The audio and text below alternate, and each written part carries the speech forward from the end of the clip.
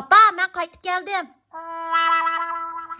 Sen muştaq kekside qaytib kelayotgani 30 yil bo'lay dedi. Qandoq qaytib kelsam bo'ladi deyamsa? 2 yoki 3 yil qaytib kelib baqa, jinim balam bir aqitim bo'lsinmi? Voy seni burun momam zo'lab baqqanma to'y qil deb, sen nimundaq minillam zo'lab men bilanmi qolsa apa? Momam zo'lg'ichi men to'y qilib seni undirib bo'lgan qo'saq tashiqiqi. Sen vaqtida to'y qilmay, keyin 30 dan oshganda bola tug'ib bersang, o chog'da men qandoq boqmay balangni qiyir ketmamdim. Hozir mushunchalik vaqtimda shu balalarni boqqim ba mening jinim balam. Voy opa, shunda bola boqqing bo'lsa berib dadamga demay, menga nim deysa deyman-da. Dadamga deb yana tug'sang bo'ldi-ku 5-6 ni.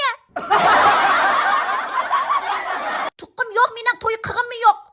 Beshchiga yaydigan ko'kirib qolgan maymun shaptil. Ey, men qiyirganda tug'madigina, yosh turib sen o'ttasan. Ahir tirik o'ltirsan o meni, ha? U qiyir qiz. Bo'ldi, ha, opam de. Gapni angla, yaxshi baldim birni deb to'y qilib, necha balliq bo'val balam. Hozir topmasan keyin tepishing teximi tez. Men qalma opa, muhabbatlashishga ro'y yo'q odamni tug'ib deb ayol mo'zayman men. Sen gaqilma deb qo'sqim og'rib ketdi meni. Kimdi bu? Dama to'qmoch bo'lib qoldi deb telefon qilib kensizlar, shu o'ngshitay deb kirdim. Kiringa balam, kiringa. Qo'yim kelishgan bo'lgan qo'y bu. Mishag'u, ha? Balam, asha. Uyingiz mush qo'rodimi balam? Yo'q, do'ngmalda. Oy, do'ngmaldan yaxshi balalar chiqdi. To'y qildingizmi balam? Yo'q, hozircha ishlab shu avval pul topay deb.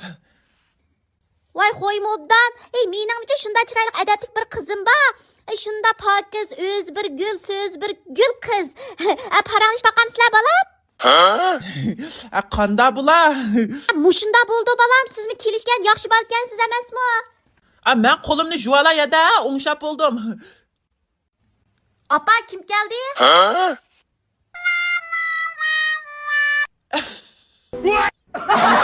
Men menga yada, eng yaxshisi. Voy, nim bo'ldi balam, tanishib yetdinglar? Nim puraqayma o. Men o'birnedan chiqdim. Kimdi u opa? Voy, puraq bilan qo'g'ildim, tayyor kelgan baxtni, o chiqaq. Voy, vaqt o'tib ketgan bir qanday tesak, beshig yaydigan, ocha derizlarni havo almashdi. Ettirginlar simol qilib ketibdi-ma texi bu o'saga qo'ng'izni. Vaqtida to'y qilmasang, ko'kirib 3 oylaring ko'kir ketay debdi.